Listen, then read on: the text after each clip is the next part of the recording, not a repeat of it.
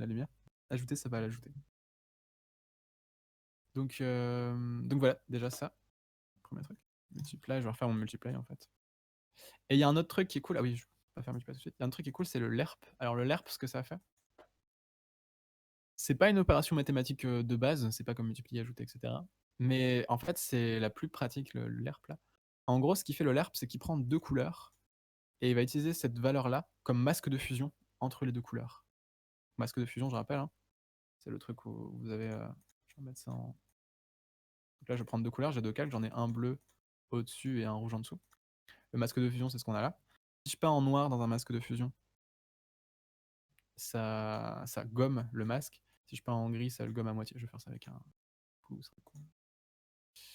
Si je peins en gris, ça me le gomme à moitié, etc., etc. Donc un masque de fusion, c'est ça, c'est un truc en noir et blanc qui dit qu'est-ce qui est censé être visible et qu'est-ce qui est pas censé l'être. Si je mets ça sur mon bleu, en fait, ça me fait varier entre les deux couleurs. Donc le lerp, ça fait ça. Ça utilise deux couleurs comme deux calques et ça va utiliser ça comme un masque de fusion. Et du coup, si j'utilise ça, bah ça va devenir l'opacité de ma couleur du dessus, en fait. Je vais créer deux couleurs là. Couleur 1, couleur 2. Test couleur 2. Et je vais mettre celle-là en jaune, par exemple. Ouais. Hop, je vais déplacer ça. Je peux réordonner un peu les trucs et tout, c'est esprit.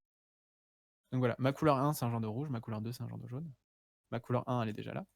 Là. Ma couleur 2, hop, je vais la prendre, je vais la glisser. Et l'ERP, il fait ça. Ça veut dire linéaire interpolation, l'ERP. Et en fait, il interpole entre les deux couleurs. Je fais ça. Hop, je mets ça là. Donc la couleur 1, elle est là, la couleur 2, elle est là. Je vais mettre mon vecteur de test là, celui qui fait un slider dans la hiérarchie là, ici.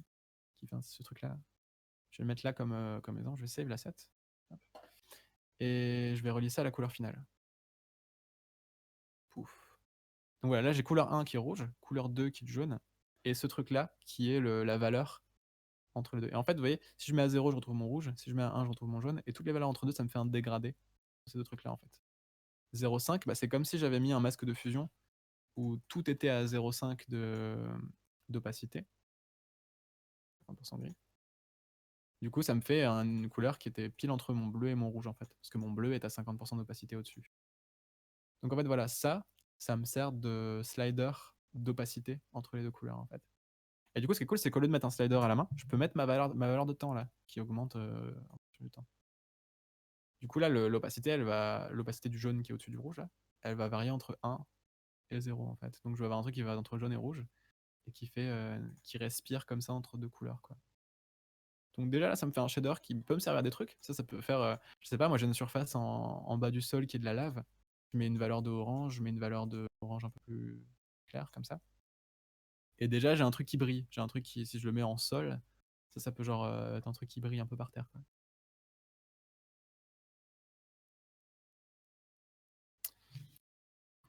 Les calculs shader sont bien ça avant des post-process. Ouais, en fait ouais. Le shader il fait le rendu du truc et le post-process c'est un truc qui se fait à la fin. Donc c'est quand même un shader hein, à la fin qui fait le post-process, mais il se fait en point final. Donc ouais voilà. Normalement oui, le post-process sur la caméra parce que sur la scène. En fait la scène elle fait tout son rendu. La caméra elle prend une photo du rendu. Et là il y a un shader qui va styliser cette photo là en fait. Ça c'est le post-process. J'ai un client qui m'appelle. C'est après. Donc, donc ouais, ça c'est le premier truc. Alors là pour l'instant tout ce qu'on fait, c'est des trucs qui font tout la même surface et de la même couleur là. C'est-à-dire que là, ce que je branche là, il le fait pour tous les pixels et tous les pixels sont de cette couleur là du coup. Vraiment il faut se dire, il se pose la question pour chaque pixel qui est rendu à l'écran. Il se dit ok, celui-là il est de quelle couleur? De ça. Celui-là est de quelle couleur? Ça. Celui-là est de quelle couleur? Il fait ça pour chaque pixel, il se pose la question pour chaque pixel et il reporte ça ici à chaque fois en fait. Du coup, là, c'est la même chose partout, mais je peux avoir une texture, je peux avoir un truc qui dépend de la position du pixel pour afficher quelque chose de différent en fait. Donc pour faire une texture, il faut créer un nouveau champ. Ici, je vais créer ça. Alors, c'est texture 2D. En vrai, voilà, tous les champs qu'on va créer, ils sont là. Vecteur 1, 2, 3, 4, c'est des chiffres, puisqu'il y en a plusieurs à la fois des fois. Couleur, c'est une couleur. Texture 2D, c'est une texture. Tout ce qui est en dessous, on va quasiment jamais l'utiliser en fait.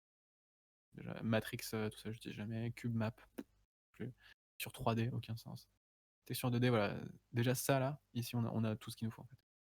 Donc texture 2D, c'est une texture, c'est un PNG qui va prendre un moment.